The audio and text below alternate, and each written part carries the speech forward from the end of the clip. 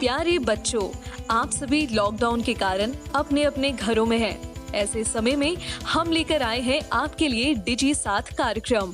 इसके माध्यम से आप प्रत्येक दिन सोमवार से शुक्रवार तक पूर्वाह्न 10 से 12 तथा अपराह्न 1 से 2 बजे तक अपने अपने कक्षाओं के अनुरूप कार्यक्रम देख सकेंगे। स्कूली शिक्षा एवं साक्षरता विभाग, झारखंड।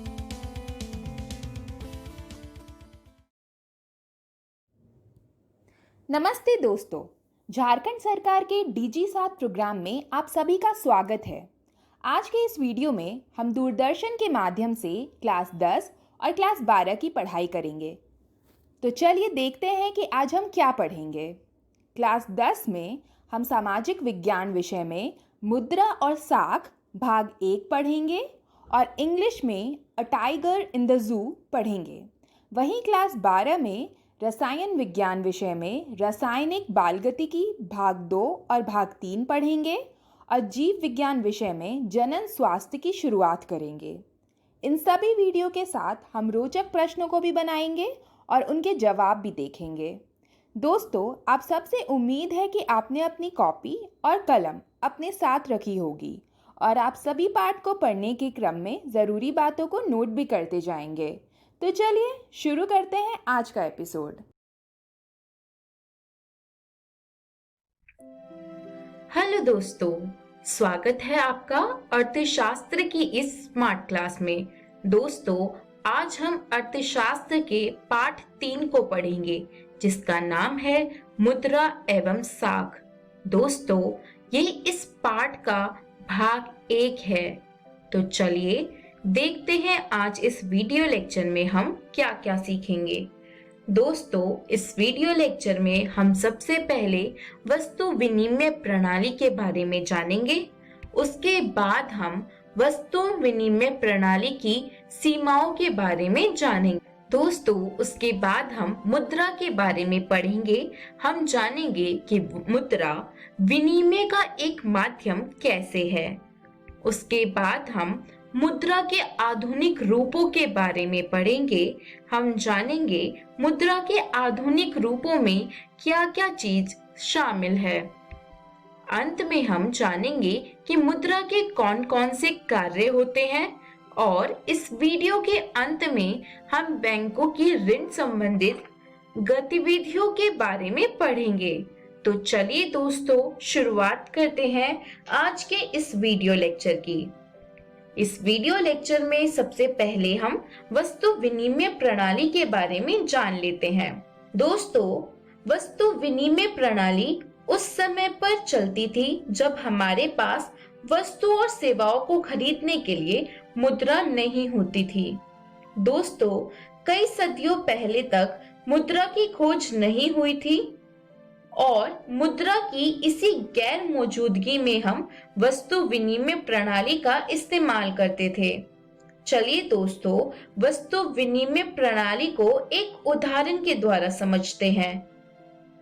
दोस्तों, ये राम है जो पेशे से एक मोची है और ये श्याम है जो एक किसान है और गेहूं का उत्पादन करता है। दोस्तों, अगर राम को गेहूं की जरूरत है और श्याम को जूतों की जरूरत है तो ये दोनों आपस में वस्तुओं का आदान प्रदान कर सकते हैं। और ऐसे ही पुराने समय में वस्तुओं का आदान प्रदान या विनिमय होता था और लोग अपनी जरूरतों को पूरा करते थे। दोस्तों, इससे हमें पता चलता है कि वस्तु विनिमय प्रणाली एक ऐसी प्रणाली है जिसमें एक व्यक्ति अपनी आवश्यकताओं की पूर्ति के लिए एक वस्तु या सेवा के बदले दूसरे व्यक्ति से वस्तुओं या सेवाओं का लेन देन यानी विनिमय करता है। दोस्तों, वस्तु विनिमय प्रणाली आवश्यकताओं के दोहरे संयोग के सिद्धांत पर काम करती है। इसका अर्थ ये हुआ कि एक व्यक्ति जो वस्तु बेचने की इच्छा रखता है, वही वस्तु दूसरा व्यक्ति खरीदने की भी इच्छा रखता हो। इसी को आवश्यकताओं का दोहरा संयोग कहते हैं। चलिए दोस्तों, अब वस्तु विनिमय प्रणाली की सीमाओं के बारे में जानते हैं। दोस्तों, इस प्रणाली की पहली सीमा है आवश्यकताओं का दोहरा सहयोग। दोस्तों, आवश्यकताओं के दोहरे सहयोग का अर्थ ये है कि हमें एक ऐसे व्यक्ति को खोजना होता है जिसके पास हमारी जरूरत की वस्तु हो और साथ ही साथ उस व्यक्ति को उस वस्तु की आवश्यकता हो जिसे हम बेचना चाहते हैं, जैसा कि मूची और किसान के उदाहरण में हमने देखा। दोस्तों, वस्तु विनिमय प्रणाली की दूसरी सीमा यह है कि विनिमय की प्रक्रिया बहुत ही जटिल है और इसमें बहुत ही समय जाता है। दोस्तों, वस्तु विनिमय प्रणाली की तीसरी सीमा ये है कि इसके अंतर्गत वस्तुओं के मूल्य को निर्धारण करना बहुत ही कठिन होता है। दोस्तों, पुराने समय में ये देखा जाता था कि कई बार 1 लीटर दूध के लिए लोगों को 5 से 10 जोड़ी तक जूते देने पड़ते थे। दोस्तों, ऐसा इसलिए होता था क्योंकि लोगों को अपनी वस्तुओं की असली कीमत का अंदाजा नहीं था। तो चलिए दोस्तों, अब जानते हैं कि इन परेशानियों को कैसे खत्म किया गया। दोस्तों, मुद्रा के द्वारा वस्तु विनिमय प्रणाली में आने वाली सभी परेशानियों को खत्म किया गया। दोस्तों, इसी वजह से हमें मुद्रा और साख के बारे में जानना बहुत आवश्यक हो जाता है। तो चलिए दोस्तों, अब पढ़ते हैं वस्तु विनिमय के एक माध्यम के बारे में।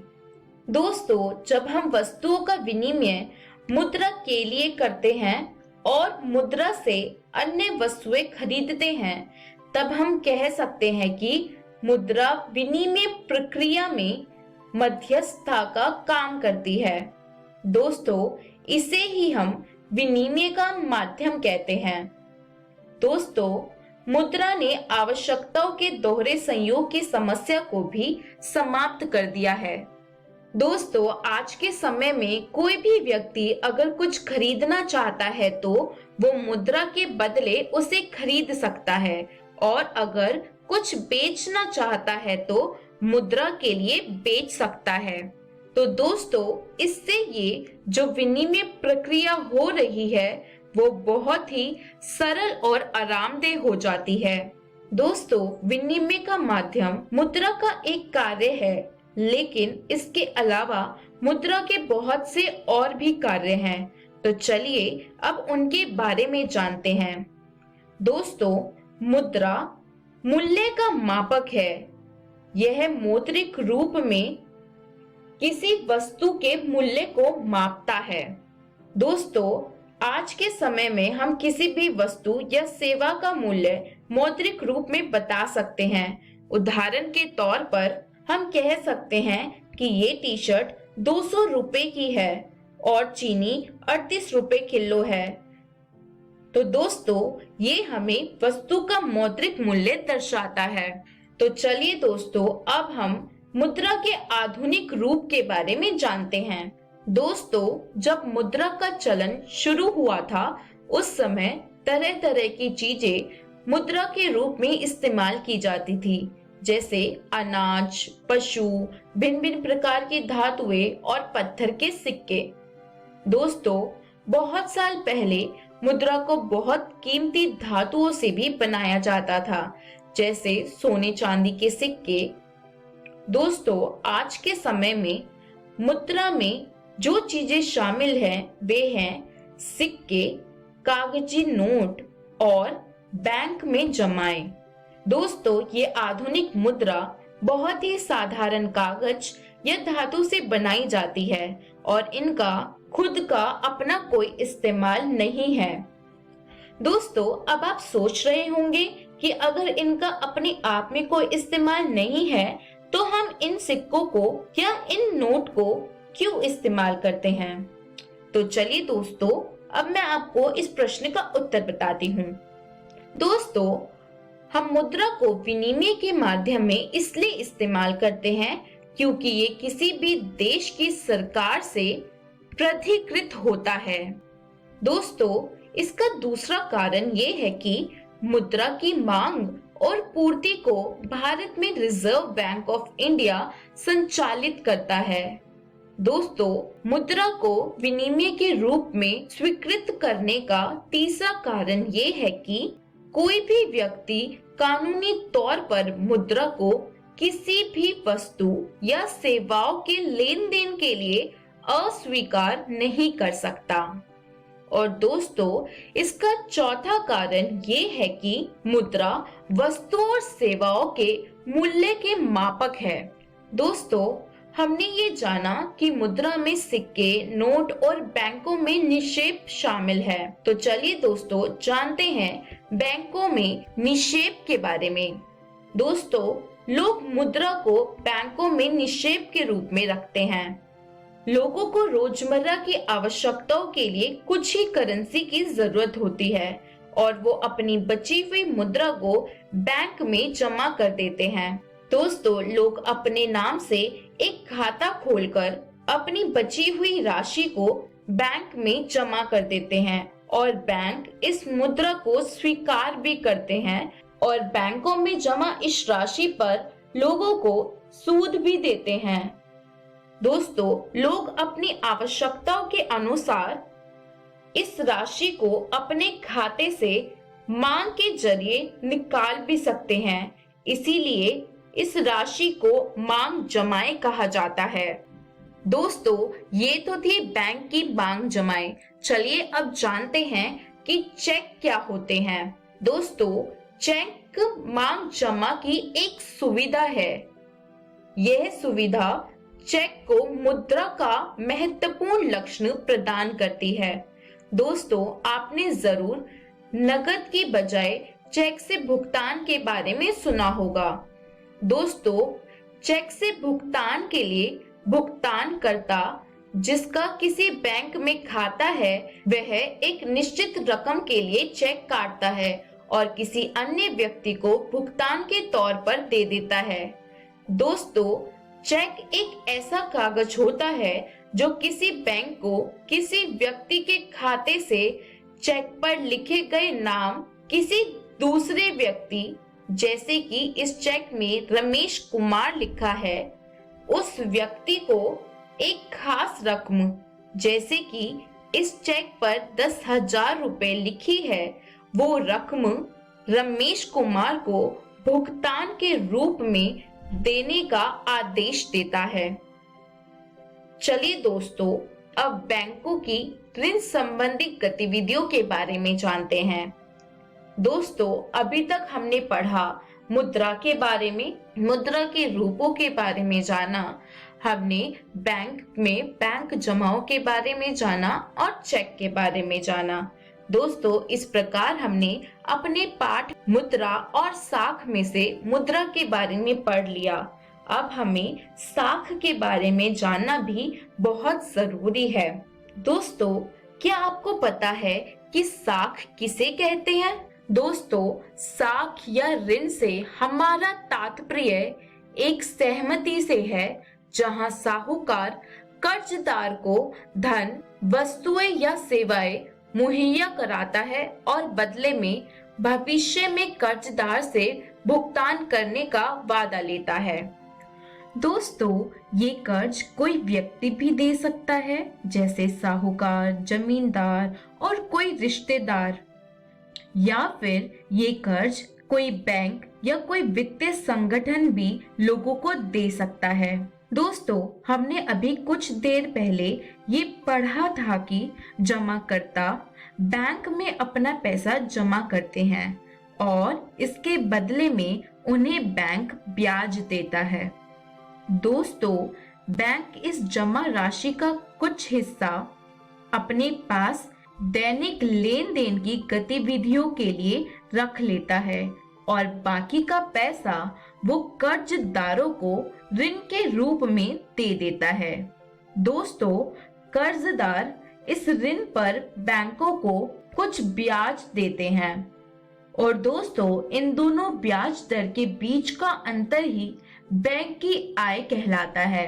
यानी कि दोस्तों, जिस ब्याज दर पर कर्जदारों को ब्याज दिया जाता है और जो ब्याज दर बैंक जमाकर्ता को देता है, उसके बीच का अंतर ही बैंकों की आय का मुख्य स्रोत होता है। दोस्तों, इसी के साथ हमारा आज का ये वीडियो लेक्चर समाप्त होता है। तो चलिए दोस्तों, जानते हैं आज के इस वीडियो लेक्चर में हमने क्या सीखा। दोस्तों, इस वीडियो में सबसे पहले हमने वस्तु विनिमय प्रणाली के बारे में जाना। उसमें हमने जाना कि वस्तु विनिमय प्रणाली वो प्रणाली होती है जिसके अंदर वस्तुओं का वस्तुओं के साथ ही लेन देन होता है। दोस्तों, उसके बाद हमने वस्तु विनिमय प्रणाली की सीमाओं के बारे में जाना, जिसमें हमने दोहरे संयोग की समस्या के बारे में जाना। उसके बाद हमने ये जाना कि वस्तु विनिमय प्रणाली में बहुत समय लगता है और ये बहुत ही जटिल प्रक्रिया है।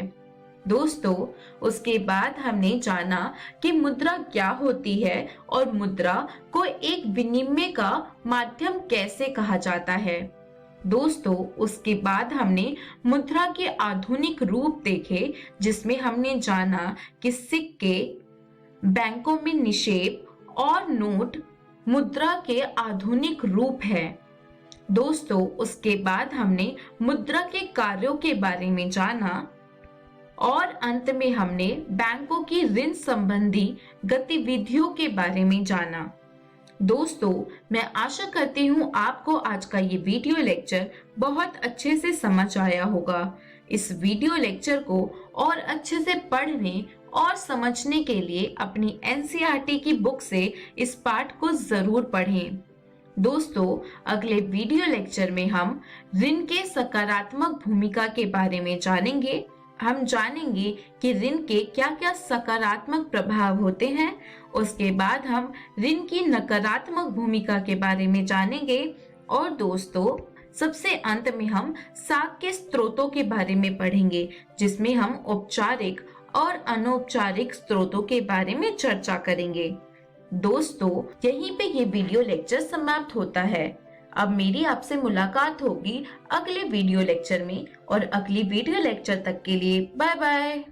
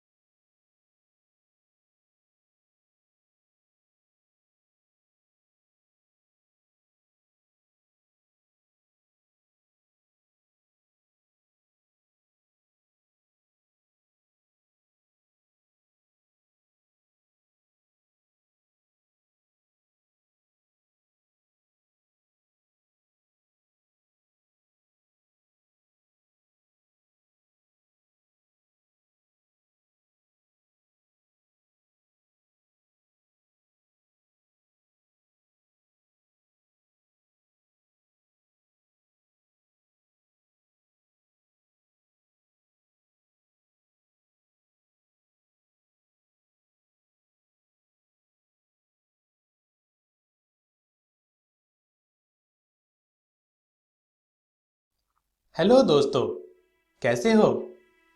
आज हम आपकी क्लास 10th की एक पोयम पढ़ने जा रहे हैं जिसका नाम है a tiger in the zoo, जो आपकी इंग्लिश की ही बुक फर्स्ट फ्लाइट की है। तो आइए दोस्तों, देख लेते हैं कि आज की इस वीडियो में हम क्या पढ़ेंगे और क्या सीखेंगे। About the poet and poem, यानी कि हम कवि और कविता के बारे में कुछ बातें पढ़ेंगे और जानेंगे। A tiger in the zoo, और हम a tiger in the zoo कविता पढ़ेंगे। तो दोस्तों, हम पोएट यानी कवि के बारे में कुछ बातें पढ़ लेते हैं और जान लेते हैं। पोएट का नाम जॉर्ज लेस्ली नॉरिस था। उनका बर्थ 21 मई 1921 को हुआ था और उनकी डेथ 6 अप्रैल 2006 में हुई थी। उनकी फर्स्ट पोयम, मतलब उनकी पहली कविता, 1938 में पब्लिश हुई थी। उन्होंने कई एकेडमिक इंस्टीट्यूशंस में भी पढ़ाया हुआ था, मतलब वो एक टीचर भी थे। दोस्तों, अब हम कविता के बारे में कुछ बातें पढ़ लेंगे और जान लेंगे, जिससे हमें कविता पढ़ने में और समझने में बहुत आसानी होगी। दोस्तों, ये पोयम एक कॉन्ट्रास्ट दिखाती है, यानी एक कंपैरिजन दिखाती है दो टाइप्स के टाइगर्स के बीच, यानी दो तरीके के शेरों के बीच। एक जो जू में बंद होता है, कैद होता है, और दूसरा जो अपने नेचुरल हैबिटेट में होता है, यानी अपने प्राकृतिक वास में होता है, खुला होता है और आजाद होता है। दोस्तों, ये पोयम मूव करती है जू से जंगल की तरफ और वापस आ जाती है जू में, यानी कि पोएट ने ये कविता कुछ इस तरह लिखी है कि ये कंपैरिजन दिखाती है, जू से स्टार्ट होते हुए जंगल के टाइगर पर आती है और फिर जू के टाइगर पर ही खत्म हो जाती है। दोस्तों, अब हम बिना किसी देरी के ये पोयम यानी ये कविता शुरू करते हैं। पोएट ने कुछ इस तरह लिखा है, He stalks in his vivid stripes the few steps of his cage, on pat of velvet quite in his quite rage। इसका मतलब है, टाइगर की बॉडी के ऊपर विविड स्ट्राइप्स होती हैं, यानी गहरी और चमकदार धारियां होती हैं, और वो स्टॉक करते हुए चुपचाप धीरे धीरे चलता है अपने केज में। फ्यू स्टेप्स मतलब वो कुछ ही स्टेप्स चल पाता है अपने केज के। जितना बड़ा उसका केज होता है वो उतना ही चल पाता है। उसके पैरों के नीचे के हिस्से को वेलवेट पैड कहा गया है, जिस पर टाइगर चलता है, और वो बहुत गद्देदार होता है। टाइगर क्वाइट रेज में चलता है, यानी कि ऊपर से तो वो बहुत शांत है, पर अंदर से टाइगर बहुत परेशान है और गुस्से में है, क्योंकि वो बंद है और कैद है।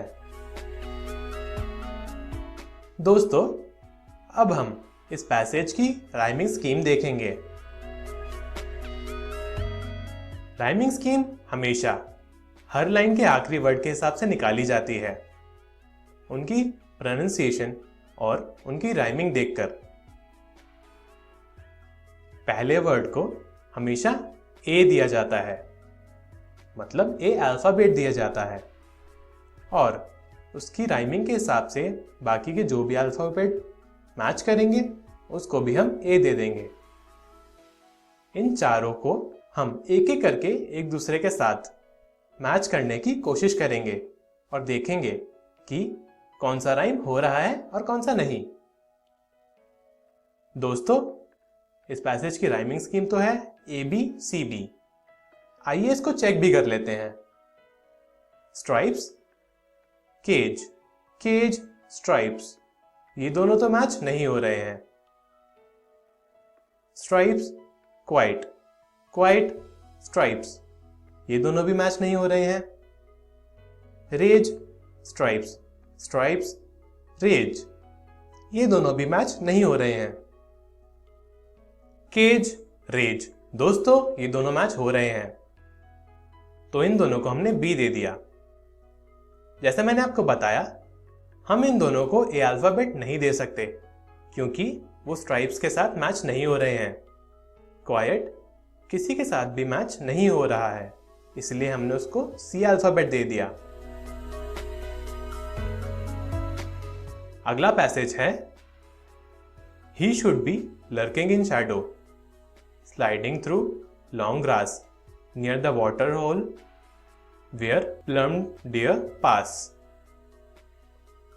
दोस्तों इस पैसेज का मतलब है उसे तो लॉन्ग ग्रास यानी लंबी घास के पीछे की शैडो में छुपे हुए होना चाहिए, घात लगाए हुए होना चाहिए ताकि वो अपने शिकार को पकड़ सके। उसे पानी के पास की जगह पर होना चाहिए जहां प्लम डियर यानी बहुत मोटे मोटे हिरण आते हैं जिन्हें वो अपना शिकार बना सके। दोस्तों जैसे मैंने आपको पिछले पैसेज में बताया कि हम राइमिंग स्कीम लास्ट के वर्ड्स के हिसाब से देखते हैं, चेक करते हैं, तो लास्ट के वर्ड्स के हिसाब से इस पैसेज की राइमिंग स्कीम भी ए बी सी बी ही है। चाहे तो आप चेक भी कर सकते हैं। शैडो, ग्रास, ग्रास, शैडो, ये दोनों मैच नहीं हो रहे हैं और हम हमेशा पहले वर्ड को ए अल्फाबेट देते हैं, उसके हिसाब से ही राइमिंग देखते हैं। ग्रास, पास, पास, ग्रास, दोस्तों ये दोनों राइम कर रहे हैं, इसलिए ये दोनों बी अल्फाबेट हुए। होल किसी के साथ भी राइम नहीं कर रहा है, इसीलिए इसको सी अल्फाबेट दिया जाएगा। आइए हम आगे का पैसेज पढ़ते हैं। He should be snarling around houses at the jungle's edge, baring his white fangs, his claws, terrorizing the village.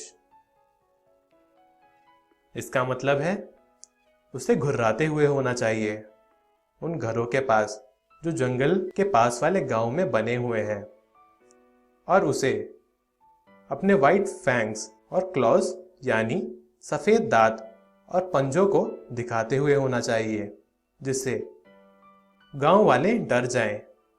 दोस्तों इस पैसेज की राइमिंग स्कीम भी सेम है, ए बी सी बी। आप चाहें तो चेक भी कर सकते हैं। Age, village, village, age, B और बी सेम आ रहा है। हाउसेस किसी के साथ मैच नहीं हो रहा है और क्लॉज भी किसी के साथ मैच नहीं हो रहा है।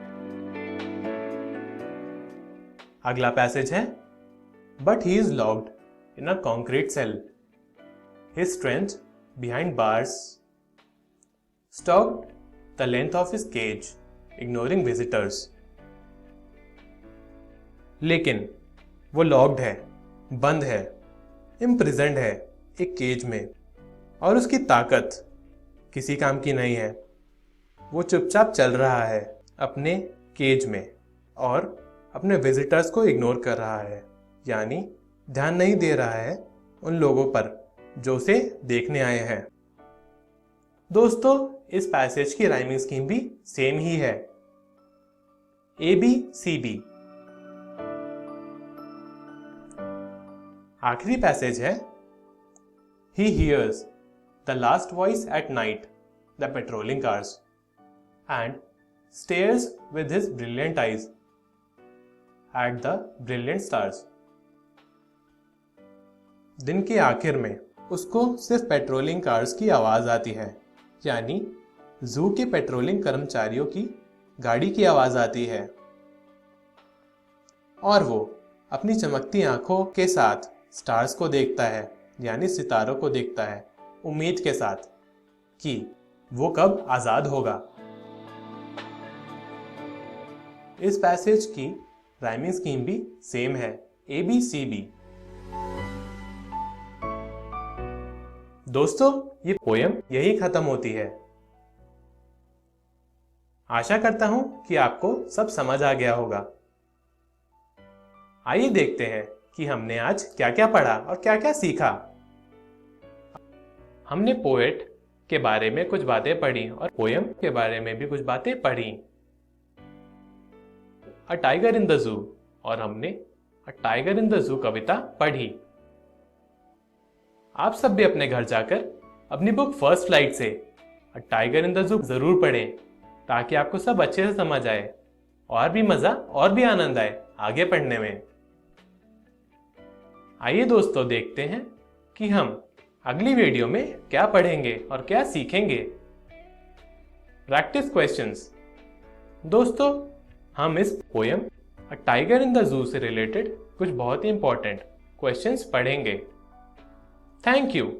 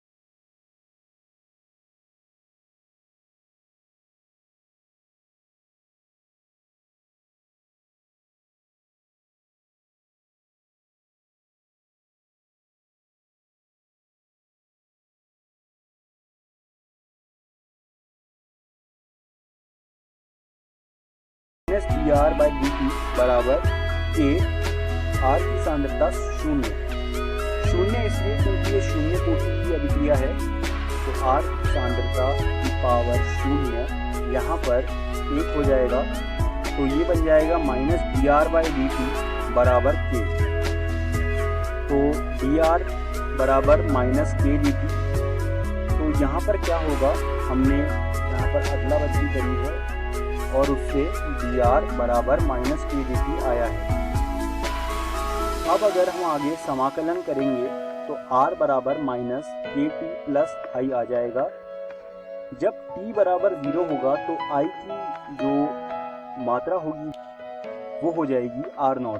यहाँ जो r0 है वो अभिक्रिया की शुरुआत में जो r की सांद्रता थी उसे दर्शा रहा है।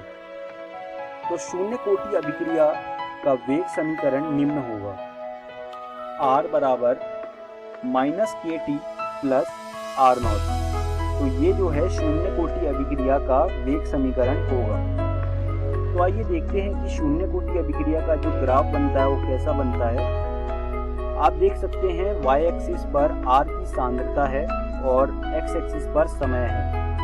तो r0 से जो है अभिक्रिया शुरू हुई और धीरे धीरे नीचे जाती गई, और ये जो आप ग्राफ देख रहे हैं ये ग्राफ एक सीधी रेखा का रूप ले रहा है। आपने देखा होगा कि जो पीछे समीकरण आया था वो एक सीधी रेखा का समीकरण था, और उस समीकरण में जो ढाल था वो -k था। तो यहाँ पर भी आप देख सकते हैं जो ढाल है वो -k है। तो इस ग्राफ को आप अपनी कॉपियों में बना लीजिए और इसको याद भी कर लीजिए। तो अब हम इस वीडियो के अंत में आ गए हैं, तो आइए देखते हैं कि आज की इस वीडियो में हमने क्या सीखा। सबसे पहले हमने वेग स्थिरांक की इकाइयों के बारे में पढ़ा, उसके बाद हमने वेग समीकरण के बारे में पढ़ा, हमने शून्य कोटि अभिक्रिया के वेग समीकरण के बारे में पढ़ा। मैं उम्मीद करता हूँ आपको मेरी पढ़ाई की चीज़ें समझ आई होंगी। आप इन चीज़ों को NCERT रसायन विज्ञान भाग 1 से पढ़ लीजिएगा और इन पर कुछ प्रश्न भी हल कर लीजिएगा। अगली वीडियो में हम लोग वेग समीकरण के बारे में पढ़ेंगे, उसके बाद हम अभिक्रिया की अर्धायु के बारे में पढ़ेंगे, और आखिरी में हम छठम प्रथम कोटि की अभिक्रिया के बारे में पढ़ेंगे। धन्यवाद दोस्तों।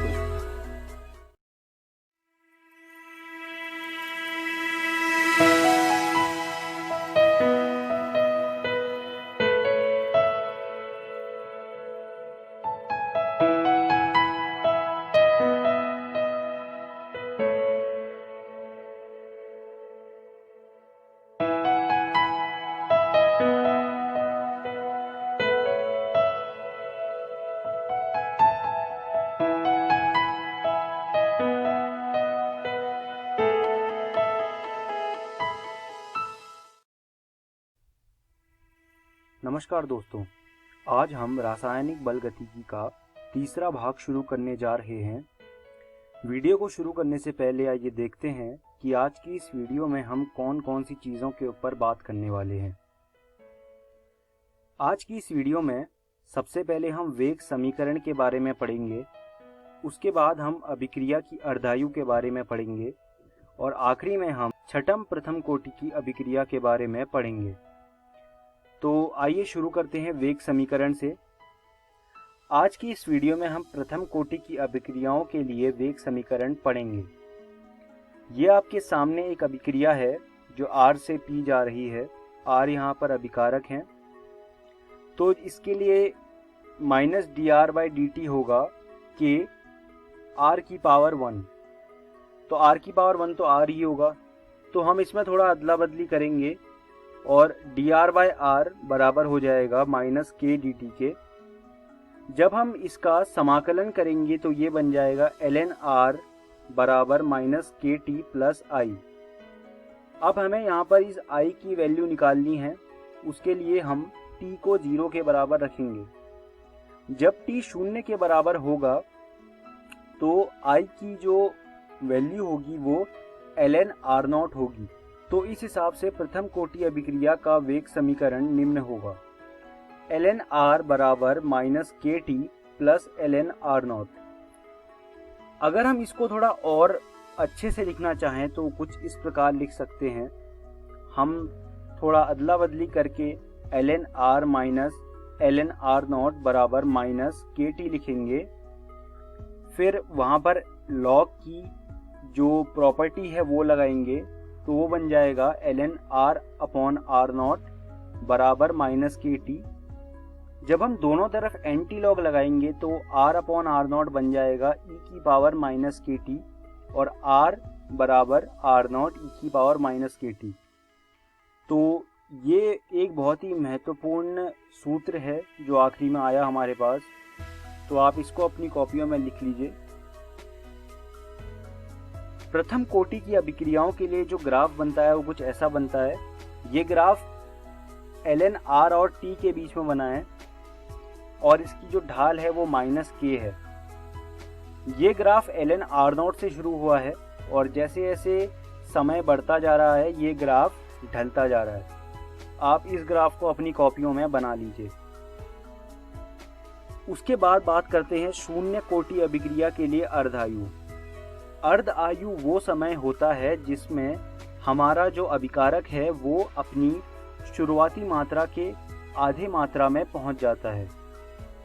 तो अगर हमें शून्य कोटि अभिक्रिया के लिए अर्धायु निकालनी है तो वो हम कुछ इस प्रकार निकालेंगे। शून्य कोटि अभिक्रिया के लिए जब अर्धायु होगी उस समय पर जो R की सांद्रता है वो 1/2 R नॉट हो जाएगी, मतलब आधी हो जाएगी। तो इस हिसाब से K बराबर R not minus 1/2 R not divide T half. T half जो है ये अर्धायु को दर्शाता है। जब हम इसको और हल करेंगे तो K बराबर हो जाएगा R not upon 2 upon T half. तो अगर इसको हम और हल करेंगे तो इससे बन जाएगा T हाफ बराबर R नॉट अपॉन 2K। तो आप इस चीज़ को नोट कर लीजिए अपनी कॉपियों में। अब बात करते हैं प्रथम कोटि अभिक्रिया के लिए अर्धायु। प्रथम कोटि अभिक्रिया के लिए जब अर्धायु होगी उस समय पर जो R की वैल्यू होगी वो हो जाएगी R नॉट बाई 2। तो अब K बराबर 2.303 upon T log R not upon R। हमें यहाँ पर R की वैल्यू रखनी है जो कि है R नॉट अपॉन 2। तो K बराबर हो जाएगा 2.303 अपॉन T हाफ लॉग 2।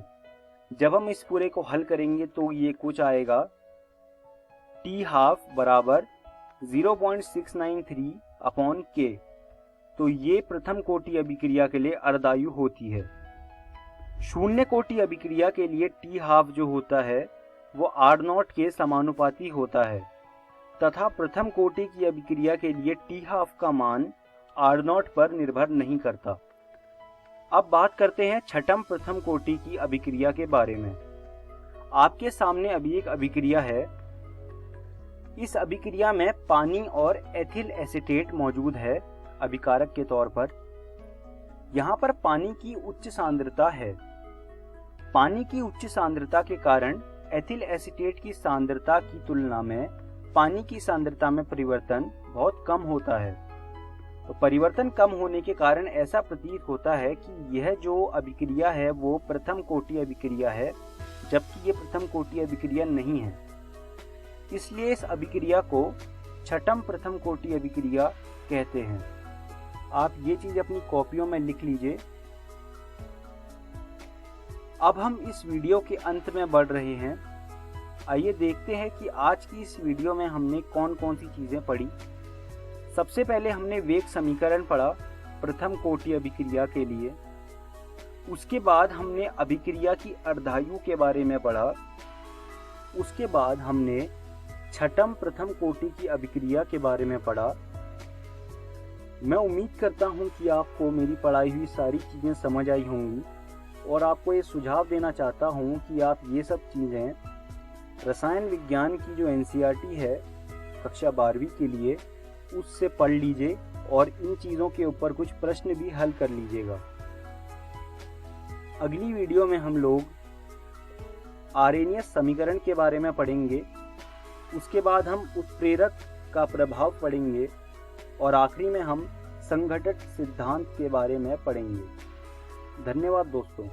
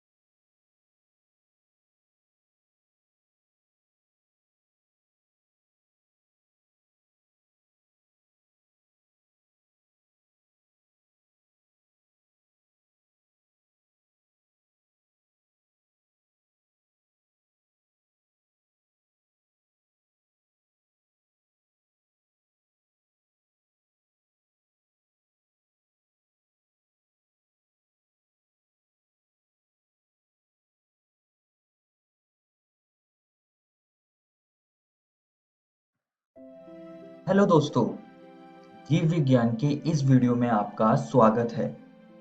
आज हम एक नया अध्याय शुरू करने जा रहे हैं जिसका नाम है जनन स्वास्थ्य। इस वीडियो में हम जनन स्वास्थ्य का परिचय और इससे संबंधित समस्याएं एवं कार्य नीतियों को समझेंगे। तो चलिए शुरू करते हैं। सबसे पहले हम इसका परिचय पढ़ेंगे। जनन स्वास्थ्य क्या है? विश्व स्वास्थ्य संगठन वर्ल्ड हेल्थ ऑर्गेनाइजेशन के अनुसार जनन स्वास्थ्य का अर्थ है जनन के सभी पहलुओं सहित एक संपूर्ण स्वास्थ्य अर्थात शारीरिक, भावनात्मक, व्यवहारात्मक तथा सामाजिक स्वास्थ्य है।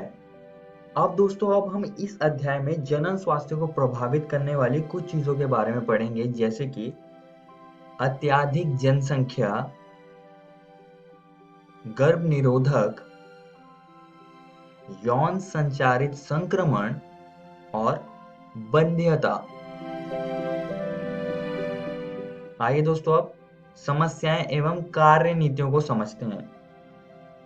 दोस्तों, सबसे बड़ी समस्याओं में से एक समस्या है अत्यधिक जनसंख्या, और इस समस्या को काबू करने के लिए सरकार ने राष्ट्रीय कार्य योजना और कार्यक्रम की शुरुआत करी। इनको परिवार नियोजन के नाम से जाना गया। इन सारे कार्यक्रमों में से जनन एवं बाल स्वास्थ्य सेवा कार्यक्रम सबसे प्रसिद्ध था। इन कार्यक्रमों के अंतर्गत सुविधाएं एवं प्रोत्साहन दिए जाते हैं, जिसके परिणाम स्वरूप एक जननात्मक रूप से स्वस्थ समाज तैयार हो सके। और भी कई तरीके हैं जो जनन स्वास्थ्य को प्रभावित करते हैं और समस्या को काबू करते हैं, जैसे कि लोगों को जनन संबंधित विभिन्न पहलुओं के बारे में जागरूक करना, यौन शिक्षा देना जिसमें कि विद्यालय, परिवार एवं दोस्त भी बहुत महत्वपूर्ण भूमिका निभाते हैं, जनन तंत्रों का विकास और एसटीडी यानी कि यौन संचारित बीमारियों के ज्ञान से भी समस्याएं कम हो सकती है। अगली कार्य नीति है जन नियंत्रण उपकरण, जिसमें कि इन उपकरणों के इस्तेमाल के लिए लोगों को जागरूक करना और इनके फायदे बताना, और मां और बच्चे की देखभाल। अगला है यौन शोषण और सेक्स संबंधी अपराधों की रोकथाम, ताकि लोग इन्हें रोकने एवं जननात्मक रूप से जिम्मेदार एवं सामाजिक रूप से स्वस्थ समाज तैयार करने के बारे में विचार करें और आवश्यक कदम उठाएं। आइए दोस्तों, अब आगे बढ़ते हैं और एक महत्वपूर्ण विषय उल्बवेधन यानी कि एमनियोसेंटेसिस को पढ़ते हैं। उल्बवेधन एक भ्रूण लिंग और विकार निर्धारण परीक्षण है जो विकासशील भ्रूण के आसपास के एमनियोटिक द्रव में भ्रूण कोशिका के गुणसूत्र पैटर्न पर आधारित है। आइए अब इसको थोड़ा और अच्छे से समझते हैं और देखते हैं कि ये कैसे किया जाता है।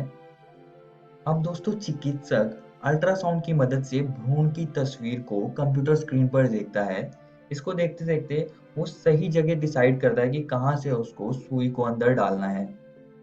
सुई को अंदर डालने से पहले जो चिकित्सक है वो लोकल एनेस्थीसिया देता है जिससे कि जो सतह है वो सुन्न हो जाती है जहाँ से एमनियोसेंटेसिस की सुई को अंदर डालना है।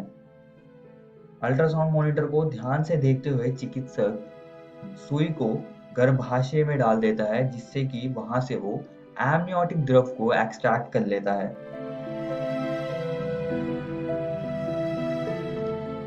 ये एमनियोटिक द्रव आगे टेस्टिंग के लिए जाता है जिससे कि कई सारी चीजें पता चलती हैं जैसे कि जन्म दोष, आनुवांशिक विकार और भ्रूण का लिंग।